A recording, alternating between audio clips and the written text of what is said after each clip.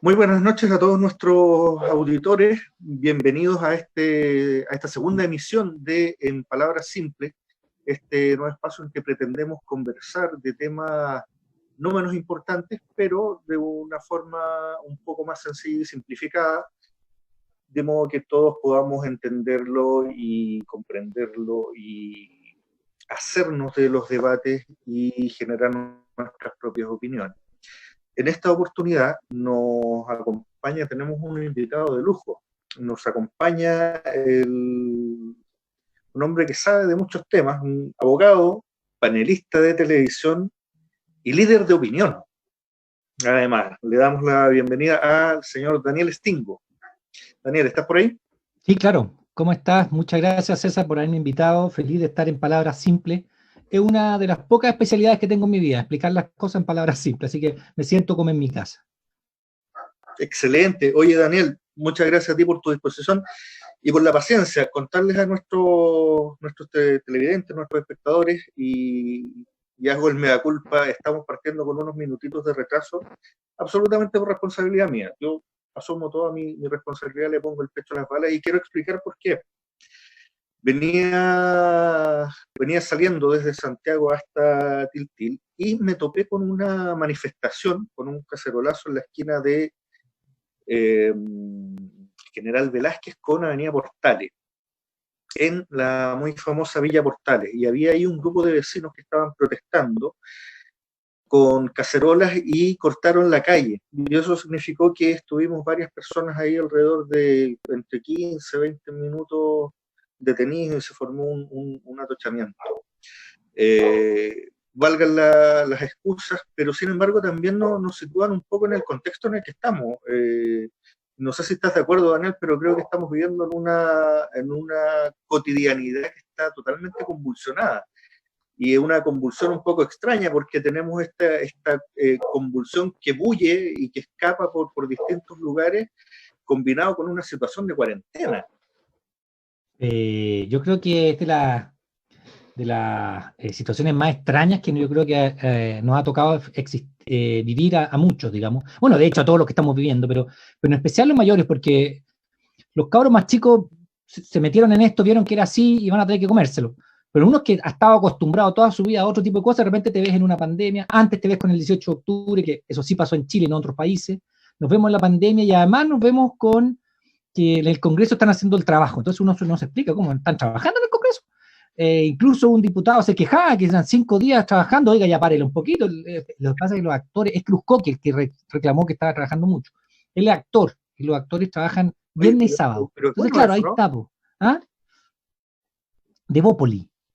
Entonces ellos Tenía trabajan viernes y que, sábado y tenía no que quieren haber trabajar todos los tener días, un estallido social para que. para que se pusieran a trabajar. Es una cuestión muy curiosa porque ellos tienen sus ritmos, pero esto los ha obligado, y sobre todo en la pandemia, a sacar leyes Claro, mucho más rápido. claro. Entonces ha tenido que trabajar más y eso los tiene un poco de los pelos. Pero sí, yo creo que lo que tocó vivir ahora antes de llegar, esta gente siendo barricada en la calle, es bueno y es malo. Es malo porque se exponen al coronavirus.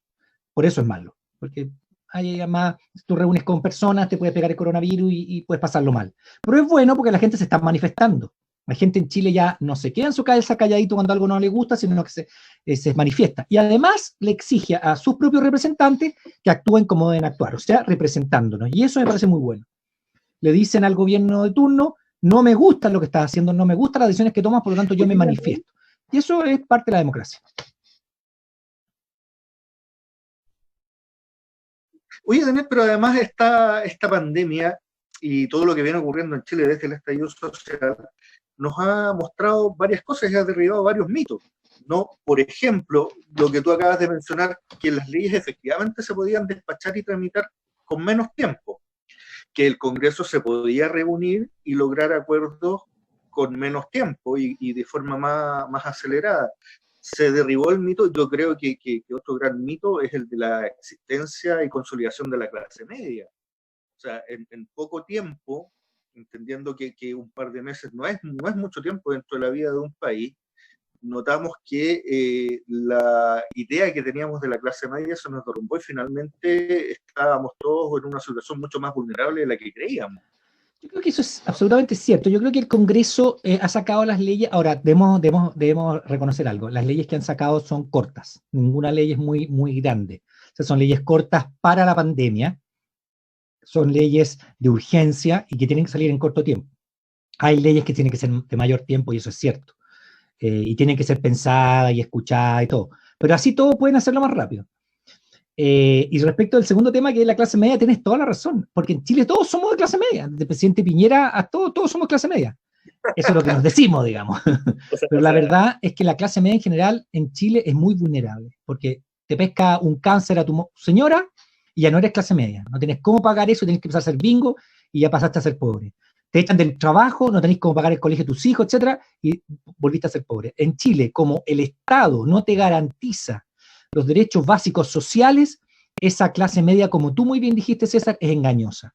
Si el Estado, a través de un Estado de bienestar, te garantizara una educación de calidad, gratuita, en que el cabro chico que va al colegio público es tan bueno como el colegio privado, tú no tienes tanto problema de que si pierdes la pega, el cabro sigue yendo a un buen colegio. En la materia de salud lo mismo, si tú estás en FONASA, es muy distinto si estás en una ISAPRE. Y si FONASA garantizara a todos en un plan común, ¿cierto? En que todos pusiéramos el 7% para este plan común y todos tienen el mismo plan, y el que quiere pagar un seguro complementario que lo pague, pero su 7% va al mismo que el otro, todos a FONASA. Y ahí se asegura un plan para todos. Entonces, si tú sabes que tu señora tiene cáncer, sabes que te la van a atender con calidad, en un buen hospital, etcétera, etcétera. Entonces, cuando tú tienes garantizadas ciertas cosas, sí eres clase media de verdad, porque aunque pierdas tu pega, aunque tengas un problema, sigues estando en esa clase, por decirlo así. Pero si tu clase media depende de que no tengas accidentes, de que no se enferme, de que no pierdas el trabajo, de que jubila y te dan una pensión de hambre, entonces no eres clase media, es una clase media engañosa. Bueno, de hecho el mismo concepto de clase media es bastante ambiguo, toda vez que, como tú decías, el mismo presidente se identifica como clase media cuando es un tipo que está en la lista de los más ricos del mundo de la revista Forbes. Absolutamente. Bueno, pero es que él es parte de sus piñericosas, pues si no es serio, pues. Claro, y eso es un problema, creo yo, porque, claro, nosotros nos reímos y de hecho en Chile, bueno, Chile país de poetas, ¿no? Tenemos esta creatividad, ¿no? Para inventar los conceptos y tanto así que agrupamos varias de estas anécdotas y las calificamos como las piñericosas. Pero yo encuentro que es un poco terrible pensar que quien está conduciendo los destinos del país no lo tomamos en serio. No lo tomamos en serio y de hecho no sé, da pie para muchas teorías conspirativas, no sé si con más o menos imaginación, de que, bueno, yo he escuchado el rumor y lo he visto replicado en redes sociales de que, por ejemplo, no sería el presidente Piñera quien está gobernando, sino que sería uno de sus asesores. Sí, yo creo que eso no es cierto porque tiene una egolatría demasiado grande. Entonces, sí, claro, él escucha mucho a la roulette, pero eso no quiere decir que la roulette gobierne. Más creo que gobierna Juan Sutil que la roulette. Pero él es demasiado ególatra, demasiado, se quiere demasiado y tiene ese hedonismo exacerbado. Entonces yo creo que sí gobierna, pero gobierna mal. Pero sí escucha a los primos, a los tíos. O sea, él es de una clase, de un grupo, y él, claro, Juan Sutil es un igual, entonces lo escucha mucho más. No gobierna para la gente, gobierna para el grupo que él representa. Por lo tanto, en ese sentido, ahora, tú tienes razón. Tenemos la tristeza de tener un presidente que lo encontrábamos simpático por las piñericosas. Pero el problema es que nosotros fuimos tan brutos de elegir 2 veces al mismo tipo. Entonces, ahí todos los chilenos tenemos una cierta culpa, no todos, pero la mayoría tiene una cierta culpa, algunos porque votaron 2 veces por él, y los segundos porque no fueron a votar. Entonces ahí tenemos un grave problema. Él salió con el 27% de los votos, o sea, un 27% lo aprobó, no más que eso. Por lo tanto, los que se quedaron en la casa y no votaron por nadie son tan responsables y hoy día no se pueden quejar de que esté este señor gobernando y gobierne para un puro sector y cada cosa que hace mete la pata, cada cosa que hace llega tarde, llega tarde, llega mal, todas sus propuestas no convencen, ofrece un poquito, como la gente se le pone dura, tiene que ofrecer más, nos miente, parece que fuera una negociación sindical esta cuestión. Solamente tengo para darte 65 el primer mes, 55 el segundo mes, 45, no tengo más. Llega gente, no, bueno, ahora tengo 100 lucas por cada uno. No, bueno, ahora tengo unas cajitas. No, bueno, ahora también tengo que puedo darte a la clase media, que se me ha quedado, ahí tengo todo esto. No, pero también puedo darte un poco más a la clase media, pero no me saqué el 10%. Todo es así, un regateo, ¿me entiendes? Entonces, cuando pasa eso, la gente sabe que más bien no confía. Por lo tanto, tiene esos resultados de la gente, podría haber sido, incluso puede ser mucho más conveniente la oferta del gobierno, ¿eh? Podría ser mucho mejor la oferta de un crédito blandito, en que además te dan un bono de 500 lucas, además si no lo pagáis no importa. No, la gente no le cree. Entonces dice, ¿cuándo me va a llegar? Voy a estar entre los porque siempre la letra chica me va a sacar, no, va a estar entre los que me va a recibir. Entonces al final, dame mi 10% nomás porque eso es mío, tú me dijiste que era mío, me prometiste que era mío, por lo tanto dámelo y yo sé cómo gastarlo. Y eso es lo que pasa con este gobierno. Llega mal, llega tarde y no le creen. Entonces es un gobierno que está políticamente muerto. Que es un problema que se ha visto desde el comienzo de la pandemia.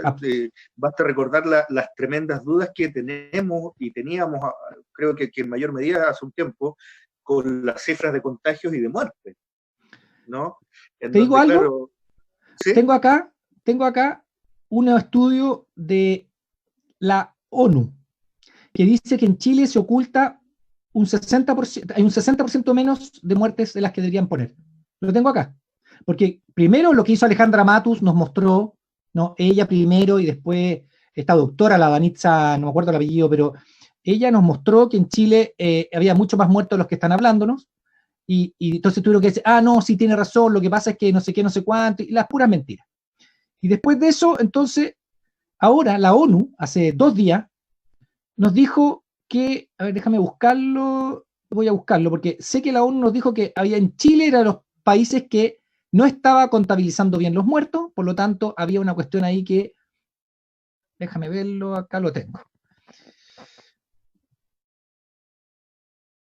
Sí, lo que pasa es que tengo que buscarlo, porque no sabía que le encontraba. Acá, el director del Programa de las Naciones Unidas para Chile, Desarrollo, el PNUD, ¿cierto?, de América Latina, Luis Felipe López Calva, aseguró que hay una subestimación del número de muertes real por coronavirus en Chile.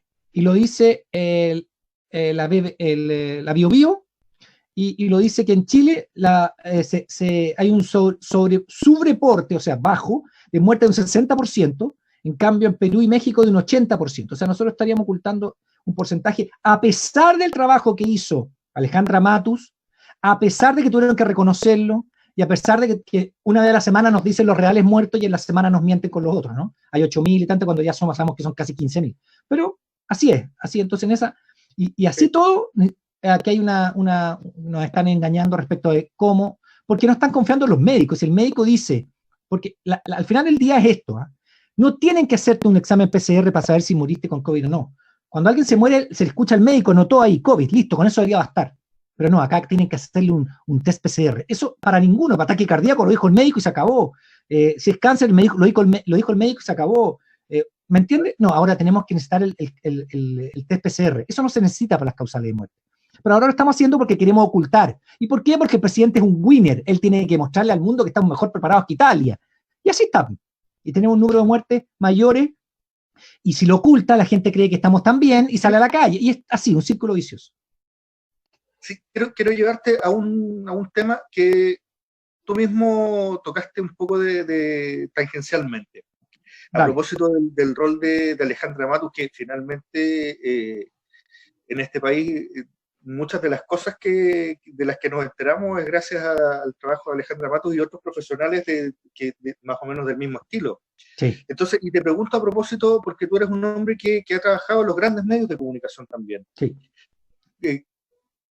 Y pareciera, yo no sé, prendo la televisión con los medios tradicionales y lo primero que veo es un periodista que está junto con un escuadrón de carabineros haciendo control y llevándose detenido a quien se crucen por delante.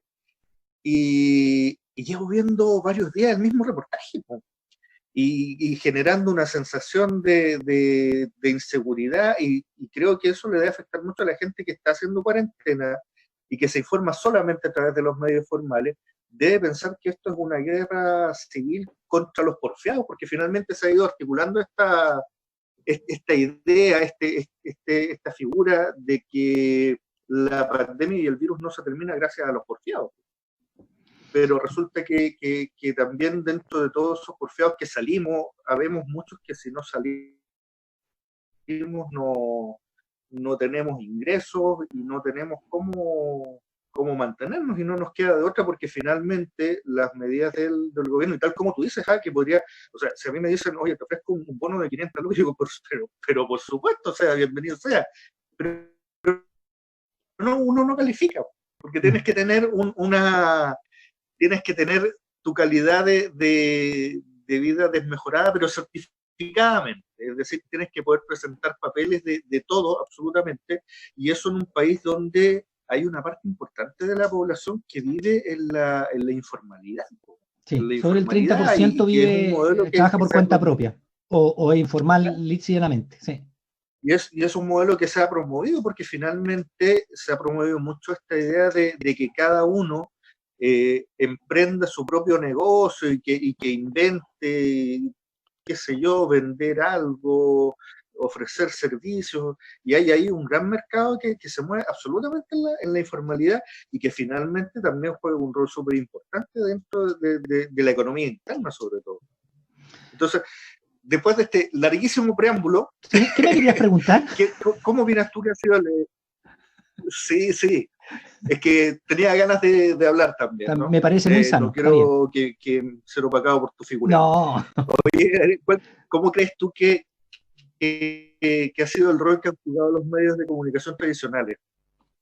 Sí, yo creo que, a ver, lo que pasa es que decir que hasta el 18 de octubre los medios tradicionales cumplían un rol es cierto, pero no sé si lo podemos juzgar tan duro. ¿Y por qué lo digo?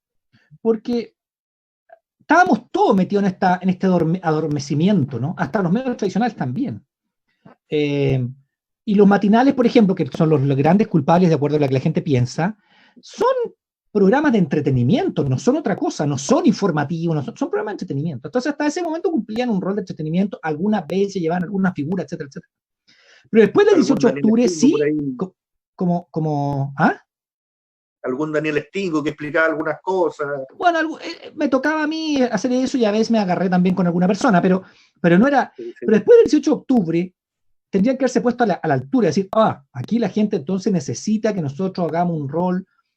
Y bueno, después del 18 de octubre, después de la pandemia, se vio que los dueños de los canales son dueños de empresas, y entonces tienen esta patita en las comunicaciones, pero a ellos les conviene un cierto tipo de comunicación, y ya está clarísimo, o sea, que el dueño del Mega, además sea dueño de Falabella en cierta proporción, porque es la familia Solari, él es Heller Solari, y además, ¿me entiendes? Tiene banco, tiene retail, además de la U, del Club Hípico, etcétera. Él tiene una patita en las comunicaciones, pero la patita en el retail, y el retail es la tarjeta de crédito, la cosa, y la plata que recibe. Entonces, ahí tenemos a alguien que defiende el modelo y le interesa que se perdure porque él gana. Nos vamos a Luxich. Luxich tiene un banco y tiene un canal, entonces también defiende el modelo. Entonces, ahí empezaron a decir, no, pues esto es lo que me conviene a mí y yo no me muevo de esto. Y por eso la gente empezó a decir, ¿sabéis que los canales mienten?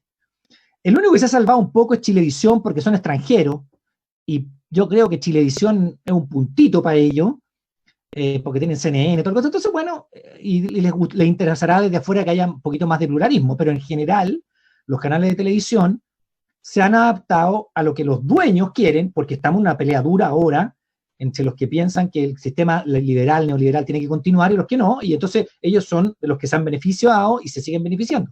Por otro lado, TVN, en teoría, el canal de todos los chilenos, pero no lo es el canal del gobierno de turno, no solamente de este, que lo aprovechaba muy bien, sino que los anteriores también, por lo tanto la ley es mala, y hay que aprovechar. Entonces, hay un tema ahí con que los canales, sí, pues los canales tradicionales, y para qué decir, porque eso estamos hablando de la televisión, pero pesca tú la tercera del domingo, de este domingo, y lee cuántas personas en artículos, en cartas, en columnas, se tiraron en contra de la entrega del 10%, y tú vas a ver que ahí estaban Guzmán, un empresario que además fue precandidato de la UDI a diputado. el ex ministro Larraín, la Silvia Izaguirre del CEP, la historiadora Santa Cruz, un abogado Cordero. ¿Y por qué la tercera tiene un 70-80% de puro artículo denostando la salida del 10%? Porque entonces, quiere decir, el dueño de la tercera debe interesarle mucho que la gente tenga mejores pensiones. Eso debe ser. No nos engañemos. El dueño de la tercera es Sayé, y Sayé es de un grupo económico, y él recibe plata a la AFP. Nunca le ha importado la pensión de la gente. Lo que le importa es que él recibe su platita, que la AFP junta, porque la AFP junta las platitas y las va poniendo, ¿cierto? Las va poniendo en bonos, en acciones, etc. Y el mercado interno chileno también recibe la platita de la AFP a muy bajo costo, un interés menos del 0,5%, y después te la prestan a ti, etcétera, o la usan para su negocio, y si el Banco Chile te lo presta a 30% anual. Entonces, claramente no les interesa cambiar el sistema. La AFP es un sistema que es el corazón del sistema neoliberal, y entonces por eso tú preguntas, ¿los canales de televisión o los medios? No, pues no han estado, porque están defendiendo, y en este momento están hacia atrás defendiendo como puedan el sistema neoliberal. Los diarios oficiales, los canales oficiales, etc. Entonces, ¿quiénes han hecho la pega? Yo creo, los medios independientes, digamos. Esos son los que, como como el tuyo, digamos, que son los que han hecho más la pega de informar alternativamente, porque los medios oficiales defienden el sistema porque son dueños los mismos que son los dueños de los bancos, digamos. Oye, Daniel, mirando un poco el panorama, porque claro, uno se pone a mirar y tenemos esta situación con los medios de comunicación, tenemos, tal como lo mencionabas tú delante, una cuestión que puede ser un poco aberrante, pero en Chile está claramente diferenciada: una salud para ricos, una salud para pobres, educación para ricos, educación para pobres, e incluso viviendas para ricos y viviendas para pobres, que se agrupan más o menos las de los pobres en ciertos sectores y las de los ricos en otros sectores, que es como una suerte de un apartheid bastante una segregación, velado. por decirlo menos, segregación. ¿Te fijas? Y es un panorama que, claro, de repente yo me imagino que es como, me acuerdo de la película Matrix, ¿no? Que cuando comienza que los seres humanos finalmente estamos dominados por las máquinas y nos tienen enchufados mangueras por todos lados para chuparnos la sangre, para mantener funcionando el sistema. Entonces, exacto, claro, más allá de la ciencia ficción, pareciera que la situación actual de los chilenos es bastante parecida a la de la Matrix, donde finalmente pareciera que es más importante mantener el sistema financiero, cuestión que antes autoridades, diputados, senadores y particularmente el ministro Briones no ha escatimado, no ha perdido oportunidad para señalar que lo que a él le interesa es que funcione el sistema financiero. O sea, la gente, por supuesto, total, tenemos más, ¿no? Sí. Tenemos más y después, no sé, hacemos algo ahí con las políticas de control de natalidad para que aumente la población, lo recuperamos. Pareciera que la gente somos un activo más de la economía, que pareciera ser lo central. Y claramente es una situación que a una parte, creo yo, que hoy día más importante de la sociedad nos interesa cambiar. La pregunta, Daniel, ¿lo logramos con la nueva Constitución? ¿Qué podemos ganar con la nueva Constitución? ¿Hacia dónde debería apuntar? ¿En qué debe centrarse? Yo creo que la mayoría de la gente optó por la pastillita azul y se la mandó para adentro y dijo: quiero la realidad. Y terminemos con esto. Porque, haciendo alusión a Matrix, digamos. Y despertó. Y yo creo que los chilenos despertamos, salimos a la calle a reclamar por todos estos abusos permanentes y sistemáticos, por la desigualdad grosera que existe en Chile, y los honorables diputados y senadores tuvieron que ofrecernos entonces la alternativa de una constitución, y esa alternativa, creo yo, es la que puede hacer y marcar el gran cambio en la historia de Chile.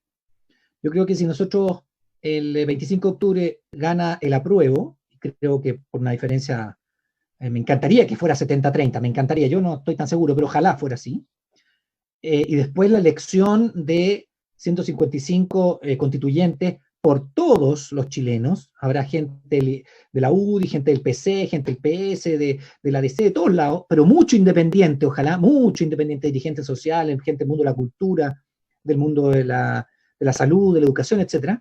y estos señores hagan una constitución que sea para todos los chilenos. Y eso, creo yo, marca un antes y un después. ¿Y por qué lo digo? Porque lo que quede en la constitución nueva, miren lo que voy a decir, no es tan importante como lo que se saca de la constitución actual. Si gana el apruebo, se entierra la constitución de Pinochet. Y con ese entierre de la constitución de Pinochet, todas las trabas, los amarres que viven y que están ahí desde el tiempo de Pinochet y de Jaime Guzmán. O sea, hoy día no se puede avanzar en gran culpa por los amarres que están todavía en la Constitución, que no se pueden desamarrar porque necesitan 2/3. Entonces, como se necesitan 2/3, y nos ha costado juntar 3/5 para esta modificación ahora. Imagínate juntar 2/3. Son 66% de todo. Entonces, con tal de que algunos no vayan, ya sonaste. Entonces, porque además son 66, o sea, por ciento, 2/3 de todos, no de los que lleguen. Entonces, con eso tenéis problema. Y con eso, tú sacas el Estado subsidiario, en que el Estado de Chile no puede participar en la economía. Terminas con la doble sistema de salud que está en el artículo 19, número 9, es cosa de leerlo.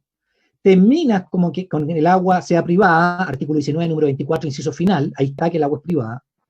Terminas con las pensiones, con el único sistema, ¿no? Este que está ahora, que unos pocos privados administran la plata, que además no sirve, porque ya lo comprobamos que no sirve, no ha servido en los últimos 10 años, desde que Michelle Bachelet tuvo que hacer el pilar solidario, ¿no? Fue la primera en Bachelet 1, y terminas con todas esas cosas, y suelta los amarres, terminas con el Tribunal Constitucional como está constituido hoy día, etcétera, etcétera. Entonces, con eso podemos ya empezar, sin temor a una constitución chiquitita, porque si no es chiquita lo mismo. Pensemos que Estados Unidos tiene una constitución de 10 artículos, 12 artículos. Gran Bretaña no tiene constitución. Entonces, más importante es borrar lo que tenemos, estos amarres de Jaime Guzmán, que él mismo declara en esos videos que andan circulando por internet, que es una constitución llena de cosas, no es tan importante. Eso se puede hacer a través de leyes. Entonces, sí creo que marca una diferencia enorme el tema constitucional. Después podemos hacer las cosas por simple mayoría y no tener que juntar 2/3, en que 1/3 te veta todo, como es hasta el día de hoy. Oye, Daniel, y si no me equivoco, corrígeme por favor si estoy en un error, pero sería la primera vez en la historia de Chile que se elabora una constitución de forma colectiva. Absoluta, ¿no? Absoluta. Piensa tú que la de 1925, que nos... Que es la anterior. O sea, 1925-1980, la hizo la élite en esos años cuando tuvo el golpe de sable, ¿cierto? El ruido de sable con Alessandri, en 1920, todo eso, presionado por el ejército, aunque parezca extraño, el ejército quería más derechos para las personas, aunque también quería más plata para el bolsillo, y eso presionado entonces en ese golpe de Estado, se hizo una constitución por la élite. En 1833, que fue la anterior, obviamente no participó el pueblo, estamos hablando de una constitución.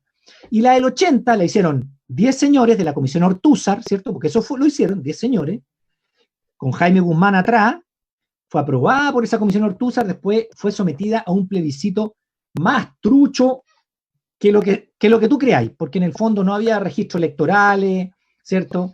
¿Cuánta gente votó 2 veces? Acuérdate que tú no, porque eres muy chico, pero quizás tu papá entregó su carné, le cortaron una esquina al carné de identidad y ahí se supo que había votado. Ese era el sistema de la gente había votado. Entonces un plebiscito más trucho ya, pero que no se sabe. Casi como para que le cortamos la punta del carné para que vaya a buscar el otro zapato. Bueno, una cosa así, o va a buscar otro carné y vota en otro lado, o sea, así se podía. Entonces, a la larga, también fue trucho. Entonces, como tú bien dices, en esta nueva constitución vamos a tener 3 oportunidades. 3. Plebiscito de entrada, para ver si la queremos o no la queremos, y cómo la queremos hacer, sino a través de la Asamblea Constituyente o Convención Constitucional o la mixta. Segundo, en abril, elección de los constituyentes, segunda instancia donde participa la gente, la ciudadanía. Y tercero, si la queremos al final aprobar o no. 3 instancias en que la ciudadanía se va a manifestar en esta nueva constitución. Entonces, es la primera vez en la historia, pero por lejos, y más encima, que esa asamblea constituyente va a estar con paridad, o sea, 50 mujeres, 50 hombres, 50% y 50%. Y eso no está en ninguna parte del mundo, seríamos el primero en el mundo. Entonces también, y además, esta asamblea constituyente tiene listas de independientes, que ya está aprobado. Y además, esta asamblea constituyente tendría cupos reservados para los pueblos originarios, que ya también fue aprobado en la Cámara de Diputados y parte del Senado, pero todavía está tramitando eso. pero por lo menos paridad ya está aprobada y alguien quiere hacer una lista independiente, lo puede hacer o votar, etc. Entonces, claramente es la gran oportunidad de enterrar la constitución de Pinochet y hacer una constitución entre todos. ¿Asistimos, crees tú, Daniel, a un momento en que estamos refundando la nación? No sé si refundando, pero sí por lo menos enterrando la constitución de Pinochet y el sistema económico de mercado tan brutal como es en Chile hoy, que es un modelo que no hay en ninguna parte del mundo. O sea, aquí vinieron los de Chicago, los Chicago Boys de esa época, y a sangre y fuego en dictadura nos instalaron un modelo económico que no nos hemos podido sacar en 30 años. Y con la Constitución sí creo que podemos cambiar, no sé si radicalmente, pero por lo menos establecer derechos básicos, porque nadie quiere, y no he escuchado ni a ninguno, ni el PC que te diga, queremos estatizarlo todo. No, yo se lo pregunté directamente a Jadwe en su cara, y le dije, a ver, ¿cuál es el modelo que usted tiene? Y el estado de bienestar. Jadwe no sale de ahí. O sea, el PC también piensa en el estado de bienestar, no quiere que se acabe la propiedad privada, eso es mentira. No quiere que se acabe, que haya un partido único, se lo pregunté directamente, porque yo quería saberlo, y me dijo, no, sí, que haya amplia participación del Estado. ¿Ah?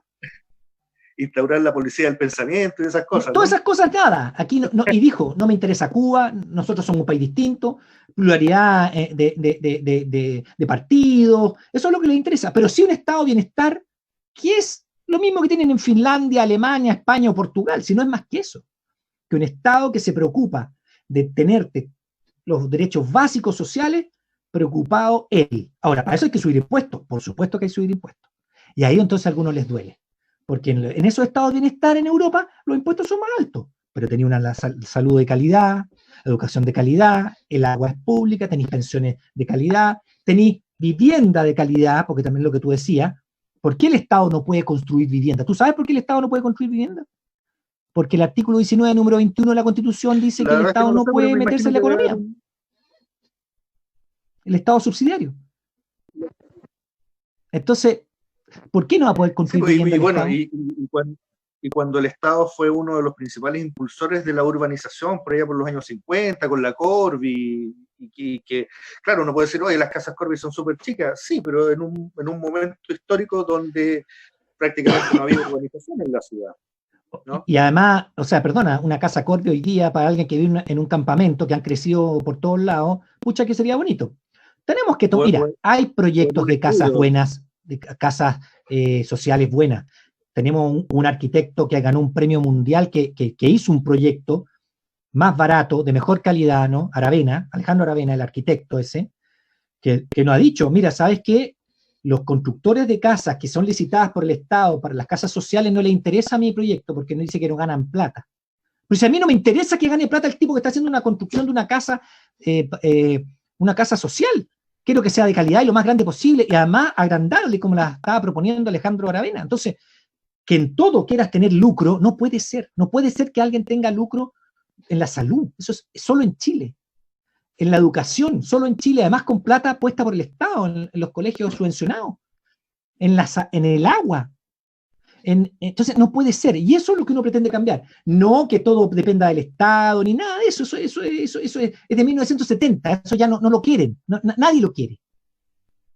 Oye, Daniel, mira, nos llega una pregunta. Nuestro amigo Leo Astorga, ¿sí? Tiene dos comentarios, ¿no? Primero nos dice, tremenda entrevista, obvio, gracias al entrevistado y por supuesto al entrevistador también. Absolutamente. Grado, ¿no? Las preguntas tienen que ser atingentes. Y Leo nos plantea una pregunta, dice, tengo una pregunta, ¿qué pasa con las personas a quienes desde hace años no les pagan las cotizaciones? Si se hace el traspaso a un sistema, me imagino que a otro sistema diferente de la AFP, ¿sería una nueva deuda histórica? ¿Qué medidas se podrían tomar? Lo que pasa es que nadie está pensando que las platas que ya están juntadas en tu cuenta individual se traspasen a otro lado. Tú conservas eso, lo que pasa es que de ahí a futuro se hace un grupo, porque nadie está pensando terminar con la cuenta individual. Eso va a ser una patita, es un sistema mixto. Una patita sí, pero también un sistema de ahorro común y también un sistema solidario Entonces, no es que se vayan a terminar y se las van a quitar y se las van a expropiar. Nadie está con esa teoría de expropiar. Tu plata es tu plata, la dejarás en tu cuenta si quieres, y si no, te dan opción que tú podrás optar. Si dices que no, te la dejas ahí. Entonces, hay una responsabilidad de las AFP de cobrar, porque está la responsabilidad legal establecida en el decreto ley 3.500 de la AFP de cobrar incluso pueden mandar preso, ojo, pueden mandar arrestado a aquel que tenía la obligación, porque esa plata es del trabajador, por lo tanto es un robo de los empleadores que no pagan las cotizaciones. Un robo. Y entonces uno puede ir a exigirle a su AFP, y que la gente lo sepa, que demande a ese señor y pueda meterlo preso, porque eso dice la ley. Entonces, claro, esperemos que se recupere lo máximo posible, y después tú conservarás tu fondo individual, ese que forzosamente te obligaron a tenerlo, pero seguimos de ahí en más, como dice Apacase, de ahí en más en el futuro con un sistema mixto que implica que la plata se va a ir más a un fondo común, que es mucho más menos forzoso de cada uno, que cada uno mata a su toro, sino que es más común, y además un sistema de reparto en que, en alguna medida, los que están activos, financian a los pasivos, que es el sistema de reparto. O sea, el sistema de reparto es eso, los que están activos no tienen fondos de dinero, ellos pagan y le pagan a los pasivos. Y cuando ese activo pasa a ser pasivo, a él le pagarán los que están activos. Claro, dicen que eso no aguanta porque hay muchos más pasivos que activos. Perfecto, entonces hagámoslo mixto. Pero nadie piensa expropiar la plata de la AFP, eso es una mentira. Nadie lo ha propuesto así. Perfecto. Daniel, y en virtud del tiempo, la última pregunta. Nosotros, bueno, habemos varios entre estos porfiados, no sé, que tratamos de buscar siempre opiniones distintas, te hemos seguido en la televisión, y claro, creemos muchos que era de lo poco que se podía rescatar de los matinales, ¿no? Entre otras opiniones más, porque finalmente era una opinión un poco distinta, un poco más libre. Y ahora, con el camino que has seguido también, y tal como lo mencionabas antes, yo creo que, y concuerdo contigo con eso, una de las principales falencias de este gobierno es la enorme y terrible falta de confianza que uno puede tener en el gobierno. Sí. Y ahora, pensando en todo esto, ¿Daniel Stingo va como constituyente? Es una pregunta que me han hecho mucho. Yo te había dicho en otra época que sí, después que no sé. O sea, a ver, he pasado por... Lo que pasa es que yo tampoco me estaba imaginando esto, si yo no tenía un pensamiento... Yo me dediqué a la política en la universidad. Claro, hay una cuestión que voy dando vuelta, de repente lo converso con mi señor, de repente sí, de repente no, porque además un cacho, de repente no sé. Es una conversación que pasa por mi señora, por mis hijos. Puede ser que sí, porque sería muy lindo. Imagínate estar entre los 150, si es que me llegan a elegir también, pues tampoco hay que, no, yo voy a ser constituyente y me eligen al tiro, no, tienen que elegirte. Si es que pasa eso, sería lindo pasar la historia un poco entre las personas que hicieron una nueva constitución, eso también sería, y además algo tengo que aportar, yo creo. Entonces, claro, puede ser que sí, pero no es, en un momento dije que sí, pero de repente me arrepiento y mando toda la punta del cerro y sigo mi pega de abogado, digamos, y tampoco es una cuestión que me mate. A otros me han ofrecido ser diputado, pero no sé. Mira, la verdad te mentiría si te dijera que lo tengo resuelto, porque no lo tengo resuelto. Tengo que hablar con algunas personas, por quién voy. Yo soy medio frente amplista, lo reconozco, así tengo mi corazoncito por ese lado, digamos. No quiere decir tampoco nada, porque ahí hay varios grupos. Pero sí, puede ser, sí, que el día de mañana diga que sí y vaya, digamos. Pero no es 100%, no pasa por mí tampoco. O sea, es una dimensión, sí, pero puede ser. Perfecto. Daniel, para cumplir con lo cortado con el tiempo, ¿no?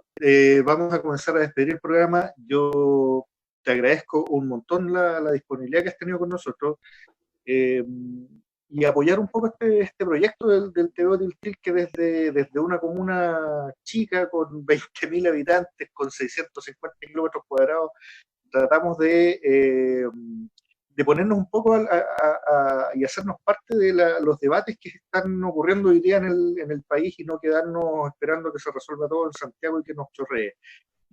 Me parece muy bueno.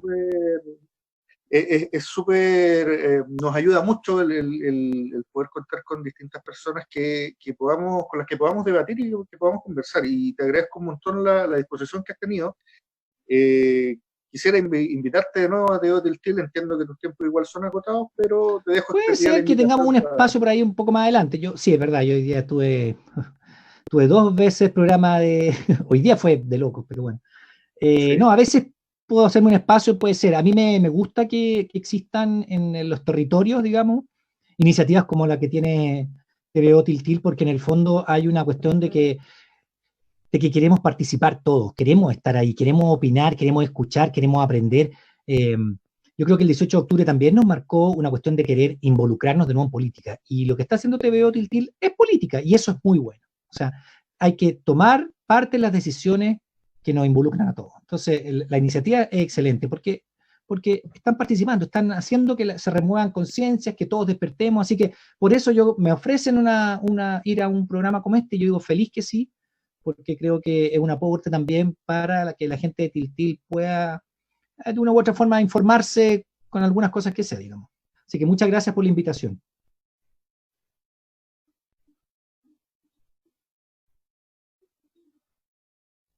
Bueno, de nada, pues nosotros vamos a ir a una brevísima pausa, vamos a despedir ahora a Daniel. Daniel, te ofrezco los micrófonos y la pantalla de del Til para que te puedas despedir. Nosotros vamos a la pausa y luego cerramos nuestro programa del día de hoy. Muchas gracias a todos por habernos escuchado, muchas gracias a TVO de Tiltil, y reitero que creo que es muy importante tener este tipo de juntadas aquí, todas estas, y además la pandemia nos mostró que la gente puede ir a otros lados sin ir, así que muchas gracias a TVO Tiltil, y hasta la próxima. Un abrazo a Eduardo, a Héctor y a ti, César.